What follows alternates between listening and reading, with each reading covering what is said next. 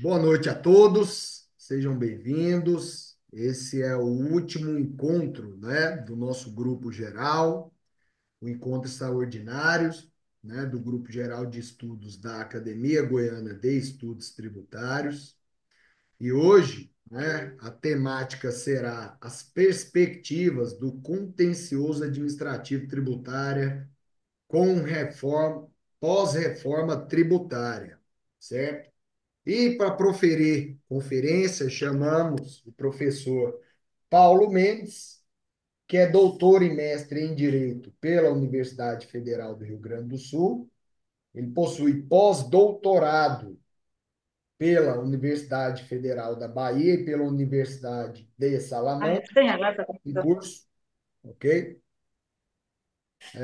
Mestrado e doutorado do IDP, ok? Professor na graduação, pós-graduação, do mestrado e doutorado do IDP Brasília. Inclusive, professor, uma parte estou aí vigiando a sua disponibilidade da matéria, viu? Quero Tô te pegar o aguardando. senhor, certo? E procurador da Fazenda Nacional com atuação no Supremo Tribunal Federal. Professor, mais uma vez, muito obrigado, tá? E use do tempo que quiser aqui conosco. E nós, operadores do direito tributário, membros da academia, lhe agradecemos muito a presença e a atenção e a disponibilidade. Com a palavra, senhor professor. Maravilha, meu caro Frederico. Mais uma vez, muito obrigado pelo convite. Grande alegria, grande honra estar aqui na JET, em Goiânia, cidade co-irmã aqui de Brasília, cidade pela qual eu tenho um grande apreço e sempre que possível eu gosto de estar aí com os amigos para conversar sobre direito processual, direito tributário. Quando juntos os dois, fica melhor ainda, né? Processo tributário e essa iniciativa, né, de a gente fazer encontros para discutir a reforma tributária, eu acho que é urgente, né? É urgente que nós comecemos a discutir sobre as repercussões no contencioso de uma forma geral da reforma tributária, especialmente porque quando se começou a falar sobre a reforma tributária, houve muita atenção no direito material, né? Na ideia de se criar um IVA, depois um IVA dual, e não se pensou no day after, né, no dia seguinte, em que essa reforma iria impactar fortemente o contencioso. Sobretudo porque nós estamos tratando de tributos siameses, né, IBS e CBS, que têm o mesmo regime jurídico e têm a potencialidade de serem discutidos em justiças distintas. Então, se a gente for analisar o contencioso de uma forma geral, contencioso administrativo e o contencioso judicial, nós vemos que esse é um primeiro problema que nós precisamos refletir. Afinal de contas, não é possível, meus amigos, que nós fiquemos, como PIS e a COFINS, mais 20 anos discutindo sobre esses tributos e sem nós, advogados, conseguirmos orientar os nossos clientes como eles, a respeito de qual direito vigente no país que vai disciplinar as suas relações jurídicas. E eu falo os nossos clientes porque o meu cliente também é o Estado. E o meu cliente é o Estado, né? Eu sou procurador da Fazenda Nacional. Então, eu preciso ter segurança para orientar como o Estado vai se comportar diante desses tributos, para que nós possamos ter segurança jurídica. Eu vou tentar, Frederico, compartilhar aqui um slide. Consegue ver?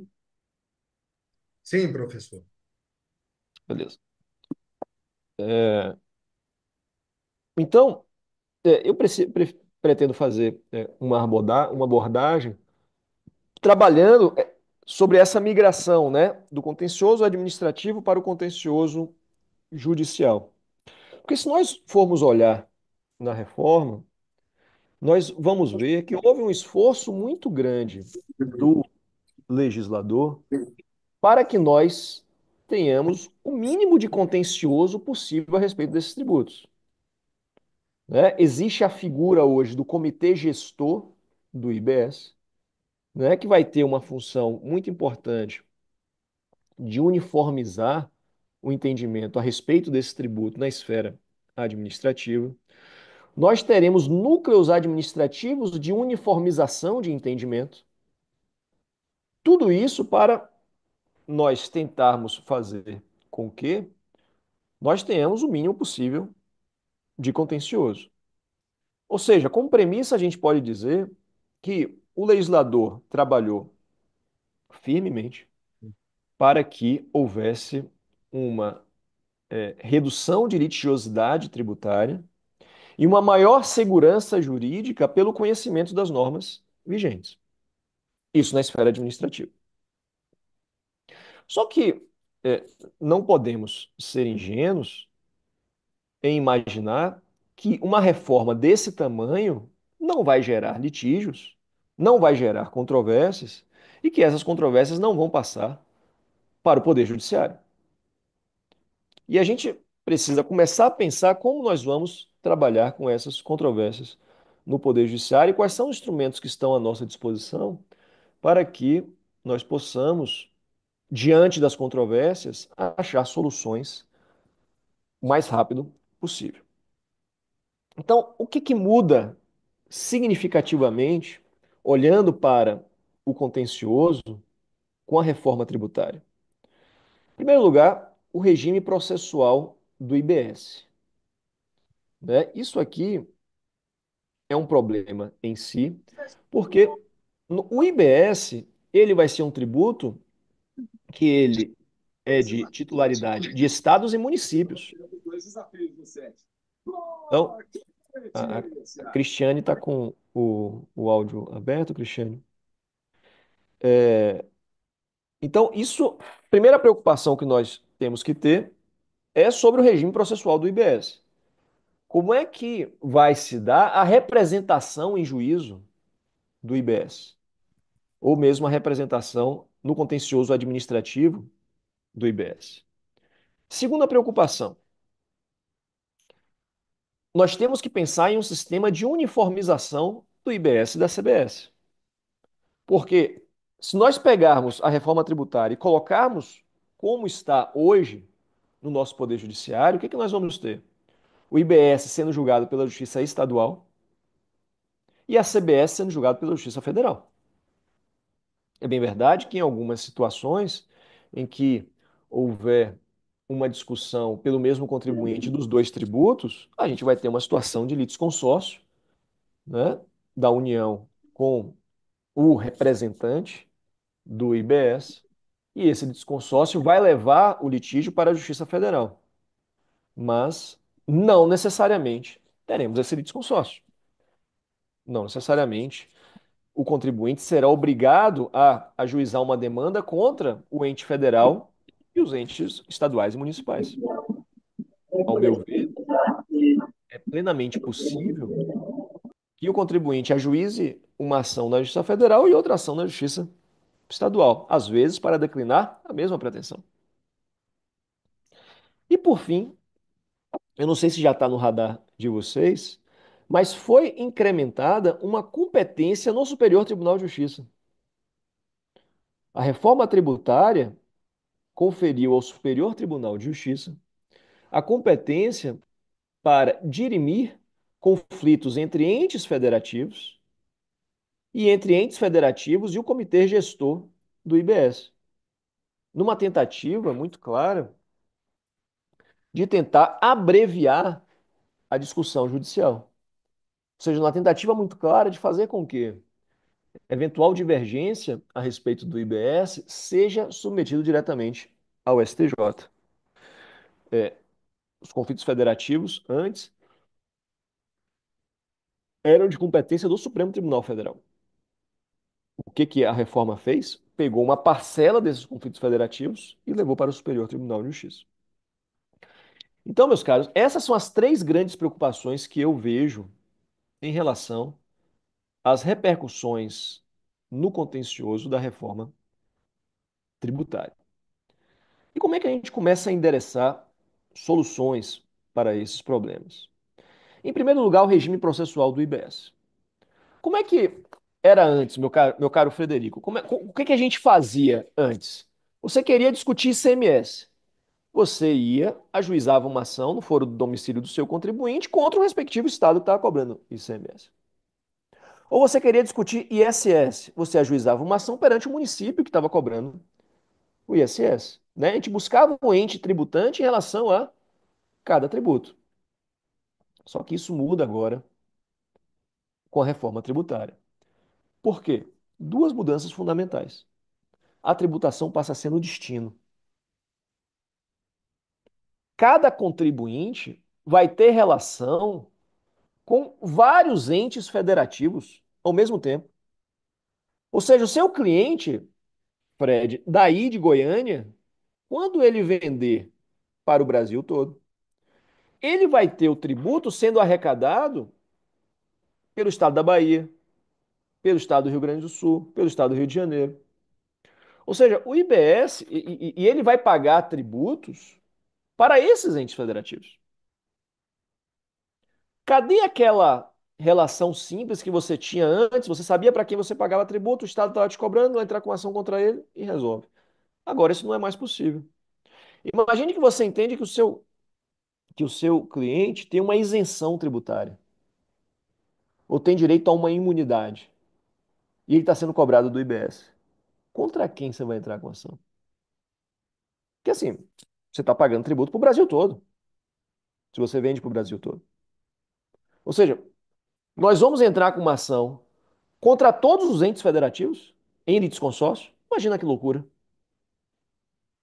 Todos os estados com quem você negocia, todos os municípios com quem você negocia, onde você negocia seus produtos. Isso é algo impensável. Se essa fosse a solução para o nosso contencioso, a reforma seria um fracasso total. Porque a gente ia gerar uma complexidade gigantesca no nosso contencioso. E além disso, dessa mudança em relação à tributação do destino, nós temos também a figura do Comitê Gestor do IBS. É uma figura nova no direito brasileiro, que foi criada com o objetivo de coordenar a arrecadação, a cobrança e a representação judicial dos entes federativos, estados e municípios na cobrança do IBS. Há, inclusive, muita dúvida sobre a natureza jurídica desse comitê gestor. Mas é algo novo com que a gente tem que lidar a partir de agora. Principalmente porque ele tomará decisões importantíssimas a respeito desse tributo, o IBS. E eu tenho certeza absoluta que muitos municípios e muitos estados não ficarão satisfeitos com essas soluções. E isso pode gerar litígios. E é o que a gente tem que resolver. Se a gente começar a ver na Constituição, meus caros, o regime jurídico do Comitê Gestor do IBS, diz lá o artigo 156b da Constituição. Os estados, distritos federais e os municípios exercerão de forma integrada, exclusivamente por meio do Comitê Gestor do Imposto sobre Bens e Serviços, nos termos e limites estabelecidos nessa Constituição e lei complementar, as seguintes competências. Então, veja, estados e municípios exercerão de forma integrada, por meio do Comitê Gestor do Imposto sobre Bens e Serviços. Ou seja, o exercício do direito relacionado ao IBS está na Constituição. Vai ser feito por meio do Comitê Gestor.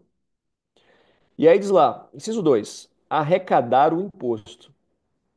Então, exercerão de forma integrada por meio do comitê gestor a arrecadação do imposto.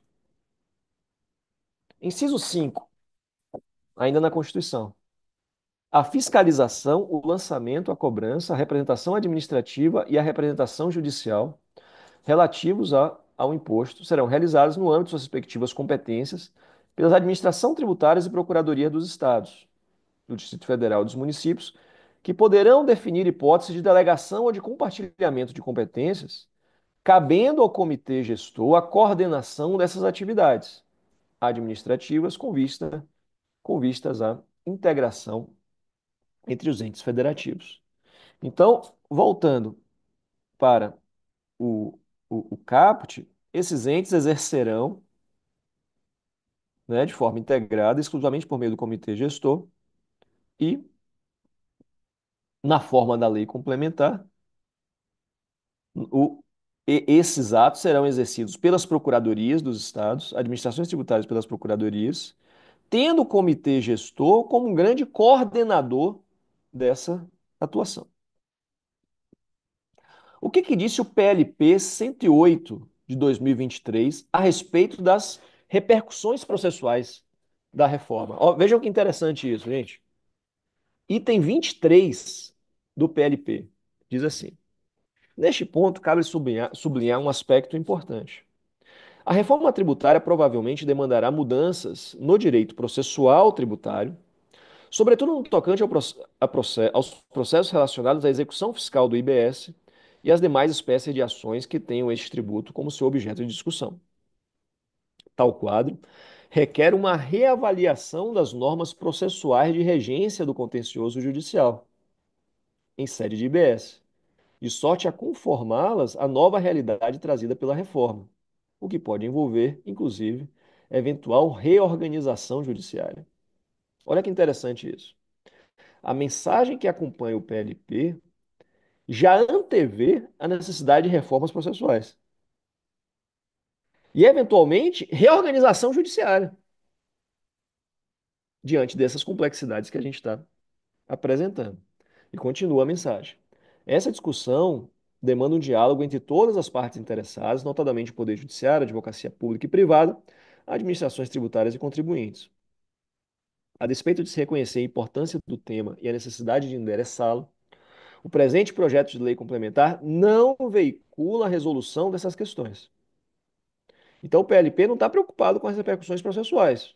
Por isso que agora a gente está debatendo, a gente está correndo atrás para organizar isso, cujo disciplinamento dá-se-á instrumentos normativos a serem oportunamente apresentados ao Congresso Nacional, que serão elaborados a partir de um amplo diálogo sobre o tema com todas as partes interessadas. Quais são os principais problemas que a gente tem que resolver? Primeiro, ações declaratórias, desconstitutivas e condenatórias que vão ser ajuizadas contra vários entes federativos. Ou seja, se você quiser uma repetição de indébito tributário, você vai ter que entrar contra cada estado que você pagou tributo, no Brasil todo. Olha que loucura. Execuções fiscais vão ser ajuizadas contra o contribuinte de Goiânia, no Brasil todo. Imagina, o estado da Bahia entra com uma execução fiscal contra seu cliente, Fred. Aí daqui a pouco você vai receber uma outra execução fiscal do Rio Grande do Sul. Para o Fred não é problema que ele pega o jatinho dele, vai para os estados aí, resolve tudo, né, Fred? Mas para as pessoas normais, isso seria uma, uma dificuldade. E volto a dizer, se for assim, gente, o contencioso vai ser uma tragédia total. Então a gente precisa ter uma solução para isso. O artigo 5º do PLP 108 traz uma redação que me parece interessante para a gente começar a endereçar uma solução.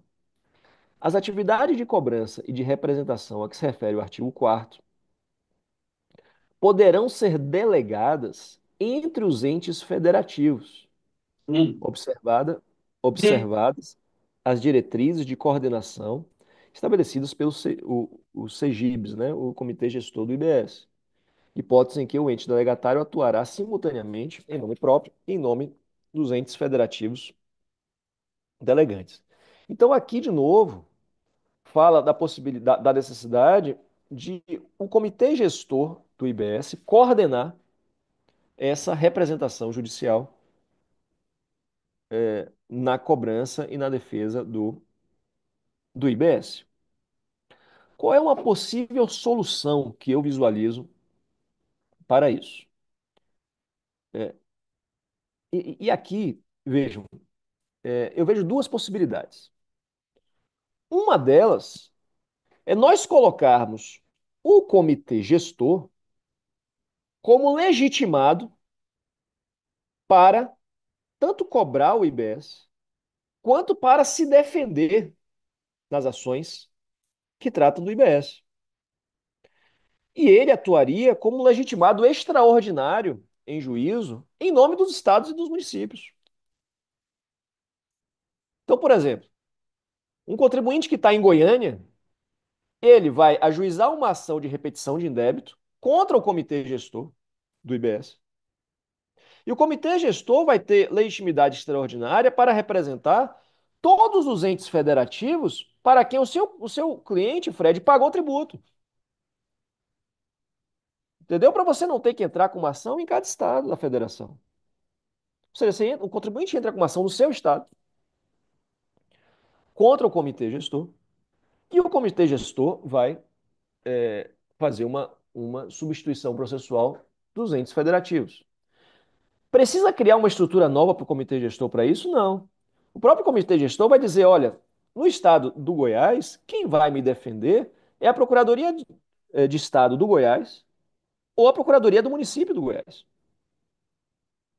Ou seja, as próprias estruturas hoje existentes vão atuar em juízo, né, em nome do comitê gestor, e elas vão atuar substituindo processualmente, fazendo a substituição processual de todos os outros entes federativos que têm interesse nesse litígio. A gente sabe que o valor arrecadado vai para o fundo do comitê gestor. E o comitê gestor que vai fazer a divisão desses valores. Então, me parece que é uma solução interessante. Eu tenho participado de muitas discussões a respeito desse assunto.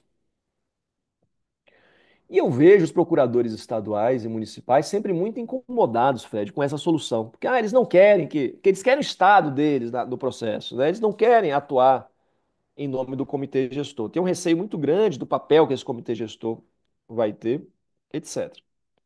A solução que eu vislumbro diante dessa dificuldade, se eventualmente essa ideia de nós termos o comitê gestor como parte do processo não for adiante, nós podemos substituir, por exemplo, o comitê gestor pelo estado respectivo onde está o contribuinte. Mas o estado, ele vai atuar, ou o município, né? Ele vai atuar como substituto processual dos demais entes federativos. Então, qual é a solução alternativa que eu encontraria para isso? O contribuinte de Goiás, de Goiânia, ele pode entrar com uma ação de repetição de indébito, por exemplo, contra o Estado de Goiás. Agora, o Estado de Goiás vai estar representando todos os demais estados da federação, em substituição processual. E o valor arrecadado vai para o comitê gestor. Por essas regras que a gente já leu aqui, é possível que é possível que os estados façam parcerias entre si. Vamos supor, o estado de São Paulo tá de olho na arrecadação do Goiás, né? Goiás, uma potência aí no agro, uma potência econômica. Então pode ser que outros estados estejam preocupados com a arrecadação do Goiás. Podem fazer convênios às procuradorias. Eventualmente para a procuradoria, porque o estado do Goiás vai estar arrecadando para todo mundo, então é possível, eventualmente, né, que você tenha a figura de procuradores do Estado em colaboração com procuradores de São Paulo, em colaboração com procuradores do Goiás, auxiliando, né, numa concertação para que haja uma cobrança mais eficiente, ou, enfim. E o contrário também pode acontecer, né? Haver uma colaboração entre as procuradorias para a cobrança do tributo. Agora, eu estou absolutamente convencido de que essa figura de substituição processual, ela tem que estar na solução do problema. A gente tem que concentrar em uma entidade só a representação do IBS perante cada contribuinte. Não dá para pensar nessa dispersão de demandas, não dá para pensar nessa dispersão de cobranças. A gente tem que concentrar. E aqui eu continuo falando. A representação judicial vai ser pelas procuradorias já existentes. e o comitê gestor vai coordenar se é a procuradoria estadual ou municipal. Cada procuradoria irá trabalhar para a coletividade. Eu acho isso interessante. É uma ideia de colaboração entre os entes federativos que vai ter que ter, né? E a colaboração, a cooperação entre as procuradorias. Então, essa é uma ideia que eu tenho para a gente resolver o problema da, da a necessidade de nós resolvermos esse problema do fato da tributação ser no destino, né? Temos que concentrar em um ente. Ao meu ver, essa concentração pode se dar no comitê gestor ou no ente da federação respectivo. Segundo problema, o risco de dispersão jurisprudencial. O fato de o IBS e a CBS terem o mesmo regime jurídico e poderem tramitar em justiça distinta. Eu começo com uma pergunta: será que isso realmente é um problema? Será? Ou a gente tem que pensar em técnicas de uniformização de jurisprudência, que a gente já tem várias hoje, desde a cooperação judiciária em primeira instância, RDR nos tribunais, recurso repetitivo no STJ, repercussão geral no Supremo, ações de controle concentrado de constitucionalidade. Nós vamos ter a possibilidade dessa ação direta no STJ para uniformizar. Então, uma solução possível é nós trabalharmos com os instrumentos que já existem hoje para uniformização jurisprudencial. Mas só que muita gente ainda se mostra incomodada com isso, com o fato de você ter tributos siameses sendo decididos por justiças distintas. Então, possíveis soluções. A primeira foi o que eu falei. Nós trabalhávamos com instrumentos já existentes de uniformização jurisprudencial. Segunda solução, concentração na Justiça Federal. Ou seja, será que isso seria viável? A gente concentrar toda a discussão do IBS e da CBS na Justiça Federal? Aqui os estados se arrepiam. O Poder Judiciário Estadual, em regra, não gosta dessa solução. Eles não querem perder esse protagonismo na cobrança dos tributos estaduais. E um tributo importantíssimo como esse, né? Você vai conversar com juízes estaduais, eles falam, não, de jeito nenhum. Não quero abrir mão dessa competência. E essa solução já vem sendo ventilada por aí, porque a Justiça Federal quer para ela, né? A Justiça Federal fala assim, eu tenho condições de assumir, manda para cá que eu toco. Só que há uma resistência muito grande da Justiça Estadual. Uma solução interessante que vem ganhando corpo é a criação de uma nova estrutura para resolver os litígios tributários. E vejam que interessante. Talvez é chegada a hora de nós termos uma justiça tributária no Brasil. Não tem justiça do trabalho, não tem justiça militar, eleitoral. Talvez é chegada a hora de nós começarmos a amadurecer a ideia de uma justiça tributária no Brasil. Uma justiça especializada. Imagina, Fred, que maravilha você lidar com juízes formados para isso, no direito tributário, especialistas em direito tributário, né? Então isso vem ganhando corpo, vem ganhando corpo. E é algo que eu acho interessante, tendo em vista a especificidade do direito tributário, que nós todos conhecemos bem. E em relação ao IBS e à CBS, também vem ganhando corpo a ideia de nós termos uma justiça formada por juízes estaduais e federais, atuando conjuntamente para tratar desses dois tributos. Imagine a ideia de nós termos algumas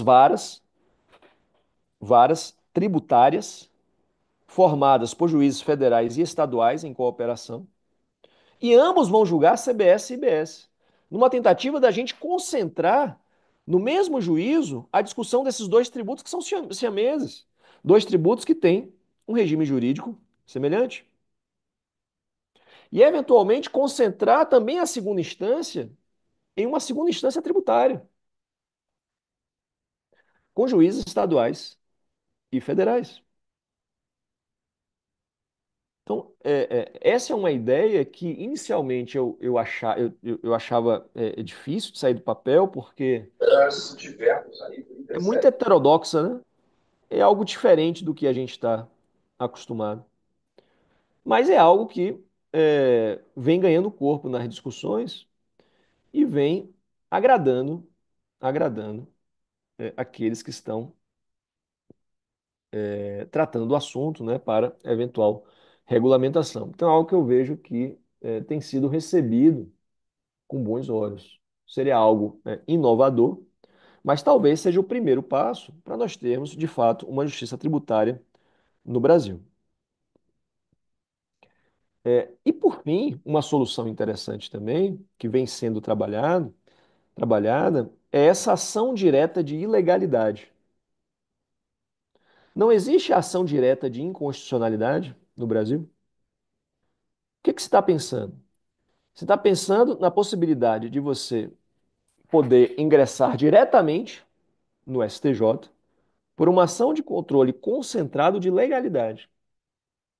Determinadas autoridades públicas, determinadas associações, confederações, partidos políticos, diante de uma controvérsia disseminada, poderiam ingressar diretamente no Superior Tribunal de Justiça com essa ADIL ou ADL, ação direta de legalidade, numa tentativa de quê? De abreviar a discussão a respeito da controvérsia tributária. Tudo isso com a preocupação de nós tentarmos, o quanto antes possível, uniformizar a jurisprudência a respeito do assunto.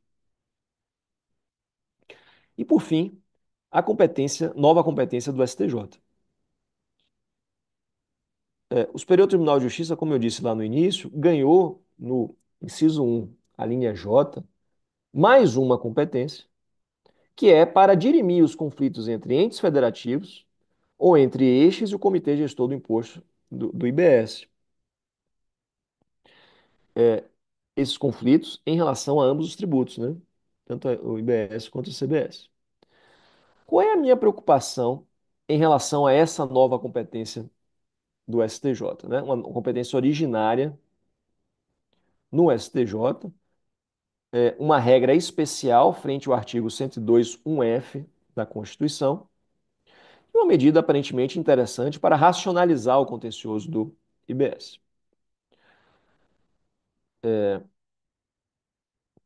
Quais são as minhas preocupações? Primeiro, essa competência no STJ vai ser já da primeira sessão do STJ para definir definitivamente a discussão?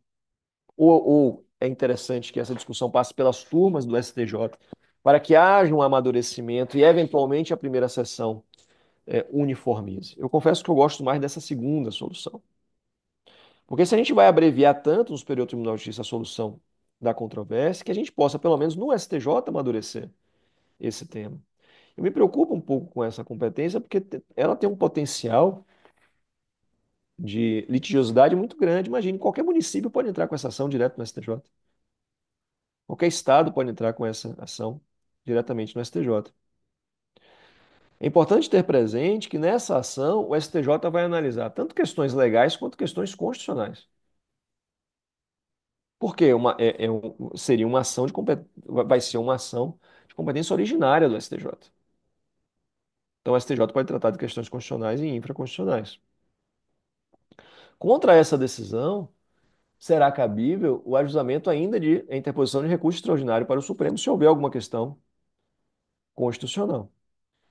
E o filtro da relevância que hoje foi criado para o recurso especial, que ainda não está em vigor, né, mas que daqui a pouco estará, não vai se aplicar aqui.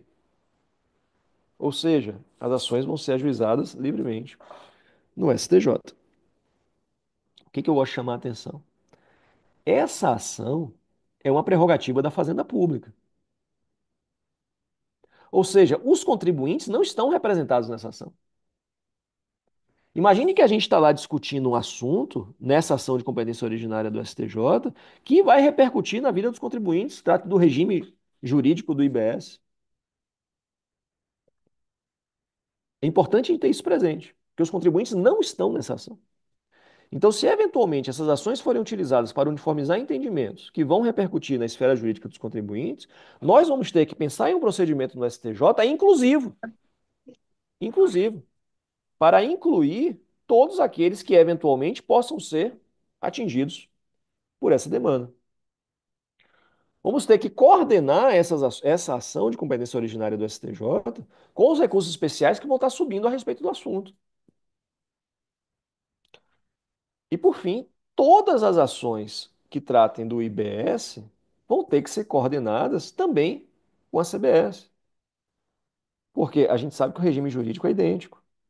Então, se eventualmente um município entrar com uma ação contra o comitê gestor no STJ, um estado entrar com uma ação contra o comitê gestor, e essas ações possibilitarem a uniformização de entendimento a respeito do IBS sobre uma questão que seja comum à CBS, a União vai ter que participar, necessariamente. Porque senão você vai ter a pacificação de um tema no Superior Tribunal de Justiça sobre o IBS, que vai repercutir na CBS, sem que a União tenha participado.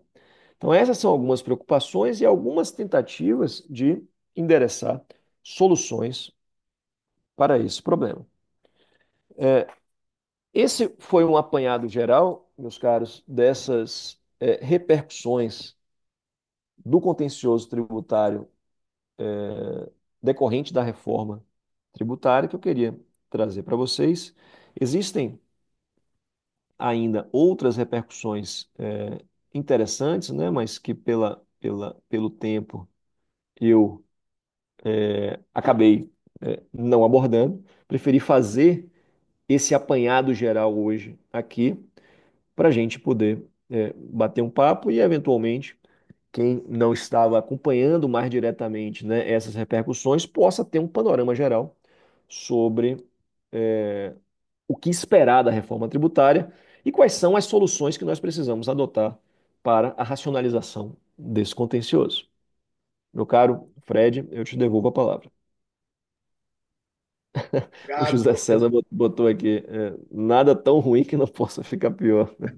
Mas vamos tentar resolver isso, César. Vamos tentar resolver esses problemas. Professor, excelente, obrigado. Eu, particularmente, ouvindo as suas ponderações aqui, eu estava refletindo já, e de início, né, eu vejo possível a gente tirar algumas conclusões. Por exemplo, eu vejo, professor, que pela sua fala, que a reforma tributária e os impactos no contencioso tributário, né, vão gerar efeitos não somente no ordenamento jurídico processual tributário, né, mas também eu posso dizer, por exemplo, né, aí se tratando principalmente das ações anti-exacionais de iniciativa do contribuinte. Haverá, por exemplo, o impacto no foro competente para ajuizamento dessas ações anti-exacionais, como ação anulatória, declaratória, repetição de débito, que gerará aí também, consequentemente, alteração na legislação do processo civil brasileiro? Esse é o grande problema que a gente tem pela frente para resolver, né? E me parece que sim, que é interessante que haja alterações no nosso direito processual e especificamente no processo tributário para que a reforma tenha uma solução judicial racionalizada. Porque senão, o que que vai acontecer? A gente vai ter uma dispersão muito grande jurisprudencial, a gente vai ter uma dificuldade muito grande de cobrança, a gente vai ter uma dificuldade muito grande de ações anti-exacionais. Então, esse esforço que muita gente que vem trabalhando a reforma tributária vem fazendo é justamente para tentar solucionar essas questões e nós temos uma simplificação né? Mas respondendo a sua pergunta, haverá alterações no processo tributário brasileiro? Não tenho a mínima dúvida. Tem que ter, tem que ter. E com potencial de alterações profundas. Profundo. Tá vendo? Eu não estava acompanhando o chat, mas eu vi aqui uma comemoração sobre a justiça tributária especializada. Isso é excelente, né? Imagine se a gente conseguisse no Brasil ter uma justiça tributária especializada, onde o problema são os custos disso, né? Os custos. Então, por isso que a gente tem que pensar uma solução, e aí a Justiça 4.0 está aí eventualmente para auxiliar a gente, né? Justiça virtual, virtualizada. Eu sei que a advocacia tem alguns receios, né, com excesso de virtualização, da impossibilidade, imagina, Fred, de você ir despachar com o juiz, né, de você ter uma proximidade com o magistrado. Mas é um caminho possível, né? Eventualmente, começar uma justiça tributária especializada, virtualizada, né?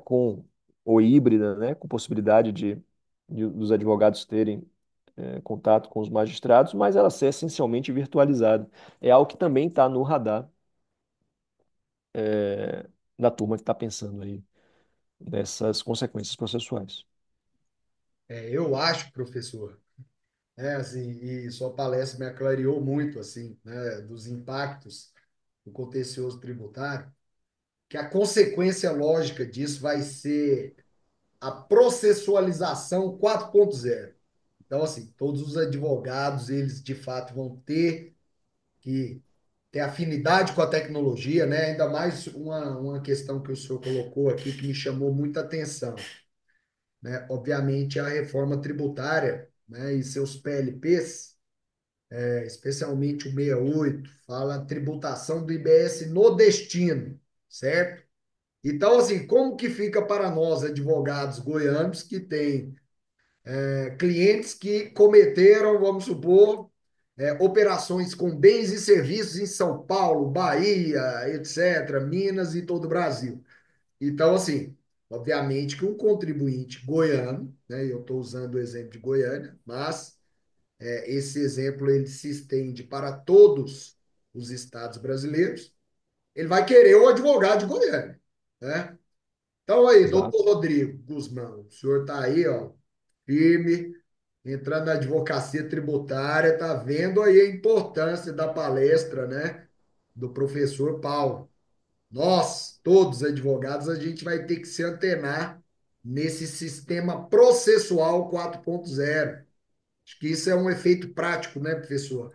A pandemia veio aí, consequentemente, acho que ela indiretamente impactou até mesmo na reforma a ponto de transformar o mundo, né, não só tributário, mas processual, principalmente no sistema virtual. Eu vou passar para Acelerou muita coisa, né? Acelerou muita coisa, né? O que muita coisa, talvez demorasse 20, 30 anos para acontecer, a pandemia deu um salto. um salto. E doutor J. César, por favor, aí com a palavra. Boa noite, doutor Frederico. Boa noite, doutor Paulo. Boa noite, demais colegas. Professor, eu tenho uma pequena dúvida, né? Igual eu brinquei aqui no chat aqui, não tem nada tão ruim que não possa ficar pior, mas nós estamos tratando do efeito pós-reforma. A minha dúvida é, e esse contencioso de hoje, ele também vai passar por um período de transição? Vamos falar assim, nós vamos conviver com os dois sistemas. É exatamente isso. Haverá um período de transição em que a gente vai viver com os dois sistemas. Durante muitos anos ainda, a gente ainda vai lidar com um contencioso grande de PIS/COFINS, de CMS e de ISS. É, O que me parece, César, e eu venho discutindo sobre isso na PGFN, é que a gente tem que fazer de tudo para eliminar esse passado, para resolver esse contencioso. E eu vejo que a consensualidade, nesse particular, ocupa um papel fundamental. Então, por exemplo, o tributo hoje que mais gera contencioso no Brasil chama-se PIS/COFINS. É o maior pepino do judiciário hoje, é o PIS/COFINS. Teses, filhotes, netas, bisnetas, né? É uma tese atrás da outra. Então, me parece que as administrações tributárias, federal e estaduais e municipais, devem se esforçar ao máximo para tentar achar solução para isso contencioso, para tentar limpar o passado. Vamos olhar para frente, né? E vamos tentar, na maior medida possível, resolver isso consensualmente. Transação tributária está aí para isso, né? Negócios processuais, para a gente poder dar uma saneada e a gente conseguir já mergulhar nesse novo mundo que a reforma está trazendo para a gente, que sem dúvida é, vai conseguir, eu tenho fé que isso aconteça, reduzir significativamente os problemas que esses tributos nos trouxeram, né? Rodrigo, Boa noite. boa noite. Ontem nós estávamos conversando com o Dr. Manuel Tavares, falando Grande sobre o parceiro. mesmo assunto lá na Comissão de Direito Tributário da OAB. Ele trouxe mais ou menos as mesmas posições que o senhor trouxe. E aí vem a pergunta, né? Dentre as soluções, criar estrutura judiciária é mais uma emenda constitucional que vai ser necessário. Porque se for uma dessas opções, nós temos que mudar a Constituição com relação à organização judiciária. Aham, E, pelo que eu tenho visto até agora, com tantas leis falando sobre processo tributário, algumas até conflitantes com as outras, porque elas estão andando em separado. Eu já andei pegando aqui o PL 124, 125, o 24888. Em alguns pontos, elas não estão coincidentes, elas estão divergentes. Então, aí vem agora ainda também o PL 108 sobre o IBS e a CBS, e ainda não tem nada decidido, né? Como o senhor estava demonstrando aí. Para onde que nós vamos? Administrativamente tem alguma coisa mais ou menos prevista, e judicialmente. Então, eu acho que essas reformas dos códigos, das leis, de procedimento administrativo, já estão um pouco contraditórias umas com as outras. A lei de execução fiscal também, será que vai conseguir atender a CBS, o IBS? Já está na forma já. Então, eu acho que é muita coisa ainda para ser pensada antes disso entrar em execução. é verdade, é verdade. E é como você disse, algumas soluções vão passar necessariamente por reforma constitucional, emenda constitucional. Se a gente for pensar em mudar competências, por exemplo, de Justiça Federal e Justiça Estadual, isso tem que passar por emenda constitucional. Se a gente for pensar nessa ação direta de ilegalidade, está criando uma competência do STJ, tem que ser por meio de emenda. Muita gente diz que eventual substituição tributária dos entes federativos pelo comitê gestor deveria também passar pela Constituição, porque isso envolve a autonomia dos entes federativos. Então, eu concordo contigo, a gente vai precisar de um. E é difícil você coordenar tantos interesses envolvidos, né? Interesses de municípios, estados, da União, da Justiça, né? Poder Judiciário Estadual, Poder Judiciário Federal. A gente vai precisar, sim, de muita paciência e muita coordenação entre os envolvidos para a gente encontrar soluções. E é indispensável que a gente faça isso, porque se não for assim, o contencioso vai ser uma tragédia total. Só para complementar, eu tenho participado do máximo que eu posso dessas reuniões, discutindo a reforma tributária, e eu percebo que está todo mundo muito preocupado, né? Então, exatamente por conta das indefinições que estão desenhadas aí, está todo mundo muito preocupado, porque quanto mais cedo a gente participar e entender o que está acontecendo e o que poderá ser, melhor para o exercício da profissão, do que pegar a coisa já lá na frente, pronta, mas extremamente complexa. Exatamente. De pleno acordo, Rodrigo. Obrigado. Nada, meu cara. Obrigado, Rodrigo. Obrigado, professor. Pessoal, alguém tem mais algum ponto a ser abordado? Queira perguntar para o professor? A gente já está caminhando para o final, então agora é o momento. Alguém quer abordar? Sem prejuízo também, meu caro Fred, da gente continuar esse papo, né, no nosso grupo, Sim. no Instagram. Eu acho que a gente segue em contato. Eu venho participando de vários ambientes de discussão a respeito do assunto e estou muito aberto a sempre ouvir sugestões, críticas, para a gente tentar endereçar esses assuntos, né? Acho que vocês na advocacia tributária têm que participar desses debates, porque vocês viram que vocês vão ser diretamente afetados.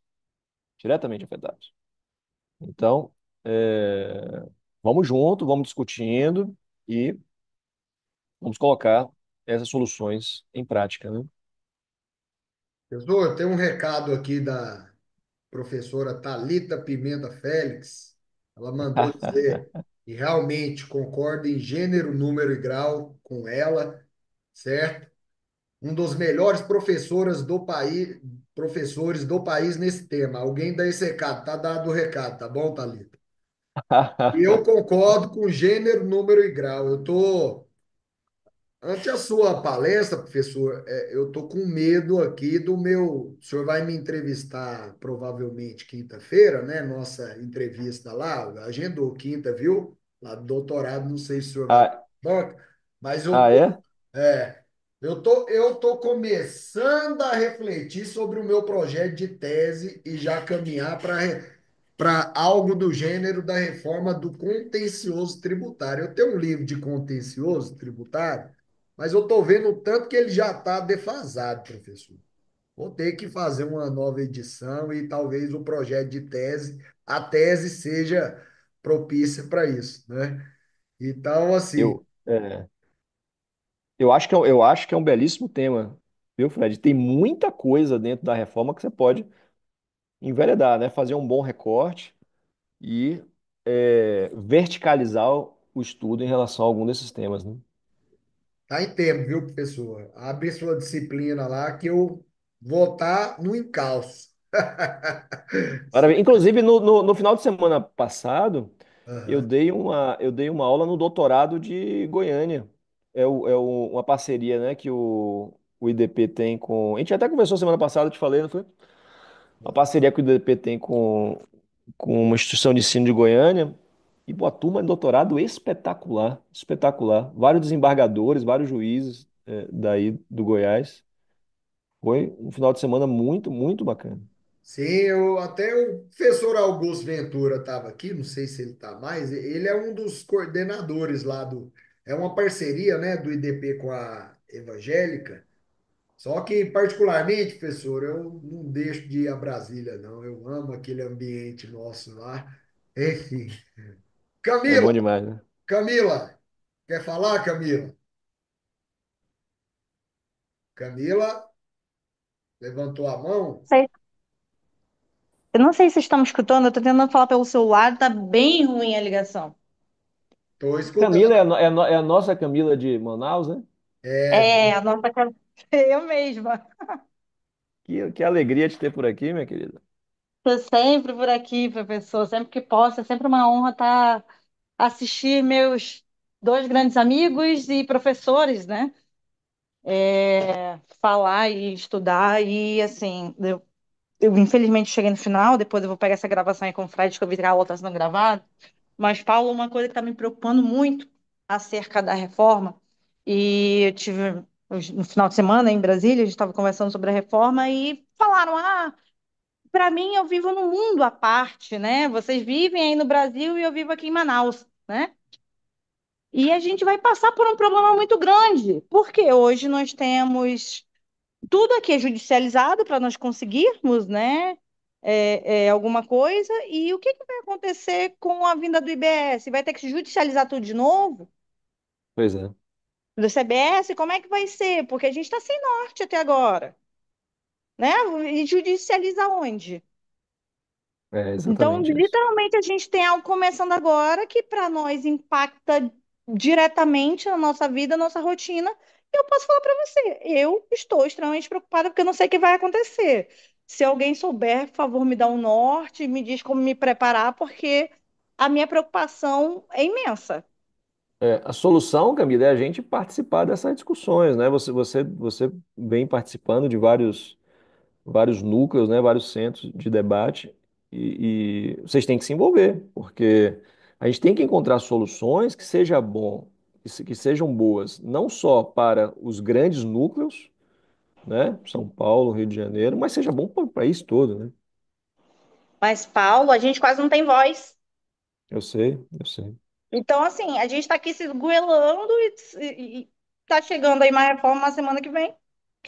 Assim, olha, vai impactar 100% da nossa vida em termos processual, né? Processualmente falando, e eu falo para você, hoje eu não sei para onde vai, né? Eu estou extremamente preocupada porque eu estou entrando com final do ano, também impetrando mandado de segurança ainda para PiscoFins, algo que deveria ser pacificado, né? Eu É. tive uma conversa com a Annelise um ano passado, na qual ela falou assim: olha, tem uma determinação minha para a Fazenda não recorrer mais de PiscoFins. A Fazenda continua recorrendo. Aí agora eu tenho que entrar com PiscoFins e mais com os outros dois impostos. Ou seja, eu não vou entrar com um mandado de segurança, eu vou entrar com dois. E possivelmente em três justiças separadas, né? Piscofins na Justiça Federal, ICMS, ISS, Justiça Estadual, IBS, CBS, na Justiça Nova, se for criada, né? Ou quatro, Então, né? Ou quatro, né? Exatamente. então assim, literalmente aqui no meu país, Manaus, a gente está perdido. Eu estou sendo muito sincera, assim, falando com vocês aqui nesse grupo de debate. Não sei o que fazer, né? Às vezes eu olho assim, olha, vai acabar a Zona Franca, eu vou aí para Goiás pedir emprego para o Fred, para trabalhar para o Fred, né? Ser júnior do Fred, recomeçar a vida, ou a gente não sabe como é que vai ser, É, não, né, Paulo? mas Então, eu tenho esperança que a gente vai achar boas soluções. Estamos trabalhando para isso. e vamos ver, porque assim, você estava falando da justiça, de virtualizar mais a justiça. Hoje, do jeito que já está aqui para nós, é horrível conseguir despachar alguma coisa de um assunto Zona Franca de Manaus. Aí Você você fala, imagina Camila, isso, isso por causa da virtualização? da virtualização. Aí você imagina se aqui os juízes que são da Justiça Federal, que eles já vêm designados para cá, eles não têm conhecimento de como funciona a Zona Franca de Manaus. Você imagina isso virtualizando, sendo, podendo cair em qualquer lugar desse país. Você consegue imaginar a loucura processual que vai ser isso?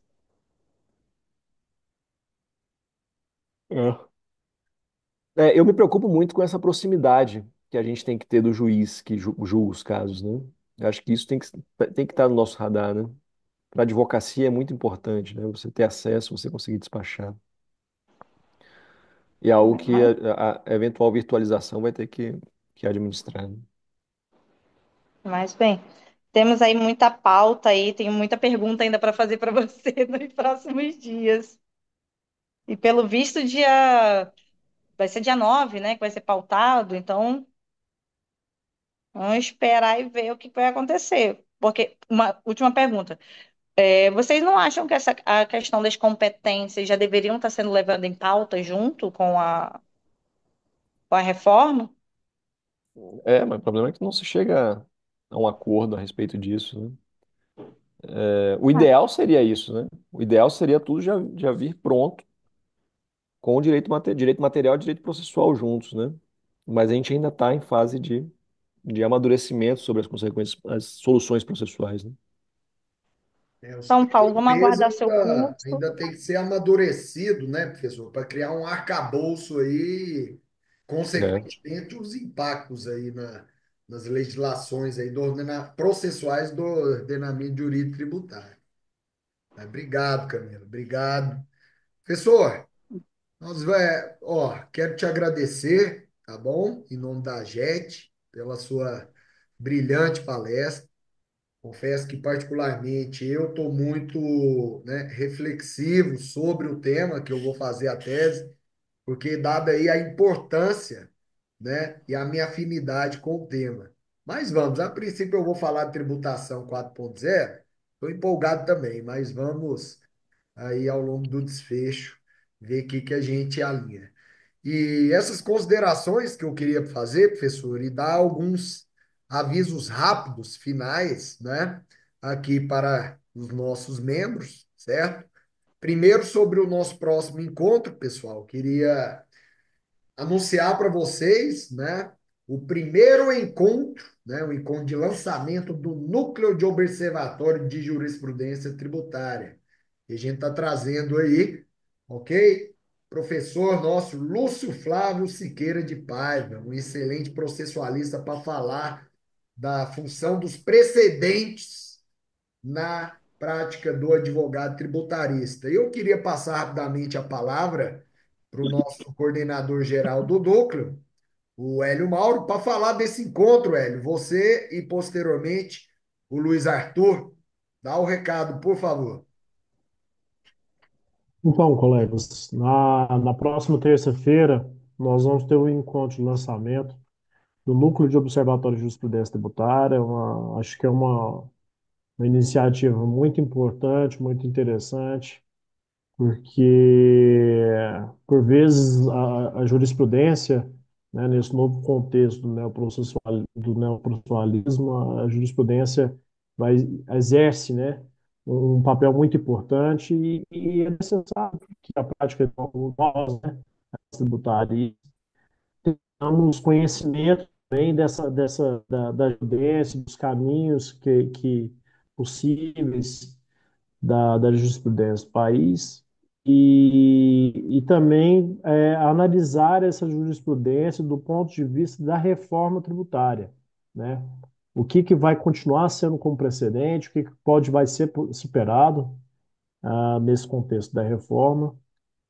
Nós vamos ter encontros atuais e depois também nós vamos estabelecer encontros presenciais, onde que nós vamos fazer o debate presencial dos encontros, acerca dos encontros virtuais. E acho que amanhã, né, Fred, nós já fazemos os comunicados, já fazemos o lançamento do curso, do núcleo. Então, faço o convite, já deixo convidados todos vocês para o dia 3 aula com o professor Luiz Flávio, eu sou suspeito para falar, né? Meu amigo, foi meu professor da faculdade, um exímio processualista, e nos encontramos lá. Obrigado, Hélio. O doutor Luiz Arthur quer fazer algum complemento? Está aí presente sobre o encontro? Certo. Bom, é avançando, pessoal, última notícia nossa para encerrar. Eu quero anunciar para vocês a criação de mais um núcleo da AGET, tá bom? Em primeira mão, que é o nosso núcleo de contencioso tributário. Ó, a gente está falando em contencioso, viu, professor? Aí tá aí a afinidade e a carência aqui, né? No cenário goiano de fala sobre esse tema. Então, nós criamos agora o núcleo da AGET de contencioso tributário. Colocamos, né? Já falei da minha afinidade e a minha paixão pelo tema, mas colocamos dois também amantes aí da temática, professor Walter Ventura, que é procurador da Fazenda Nacional também, certo? Para estar aí conosco, e o professor Guilherme Ribas, que é assessor do ministro Gurgel de Faria, para estar comigo aí coordenando o núcleo. E lógico, estamos no final do ano, as atividades aí estão previstas a partir de fevereiro do próximo ano. Então vem muita novidade boa por aí. Professor, muito obrigado mais uma vez, tá? A gente agradece e excelente palestra, para mim de grande valia e eu tenho certeza para todos aqui, certo? E passo a palavra para o senhor para as considerações finais e fechar com chave de ouro esse encontro. Eu só tenho a agradecer, parabenizar aí por todas essas iniciativas. O Frederico é uma máquina, né, de produção, de trabalho. Já estou ansioso para ver a sua tese, Frederico, no doutorado. E parabéns, meus amigos. Muito, muito feliz de ver essa comunidade acadêmica pujante, né, no Goiás. Vamos, nos aproximar cada vez mais. Contem sempre comigo. Estou aqui do lado e quero participar ativamente de todas essas iniciativas aí de vocês. Parabéns e muito obrigado. Obrigado, grande mestre. E o convite está dado. O senhor está convocado para o nosso, né, se Deus quiser, o congresso já começo do ano que vem aí no Claro. primeiro semestre. E o senhor me deve aquela ida ao Bolshoi Pub para escutar um bom jazz, um rock and roll, o que tiver tocando lá, viu, professor? Pessoal, Maravilha, combinado. uma boa noite a todos. Quero agradecer. Doutora Fernanda, sempre presente, é uma amiga querida. Ela vai ser uma das maiores tributaristas desse estado, eu tenho certeza. Professor Rodrigo Guzmão, professor J. César, Elhão, Camila, professora Talita, Luiz Arthur, Sara Jordano e os demais sejam muito bem-vindos e até a próxima. Boa noite, pessoal. Fiquem com Deus. Boa noite, muito obrigado, Boa valeu. noite, boa noite. Tchau, Até pessoal. breve. Tchau. Paulo, só um comentário.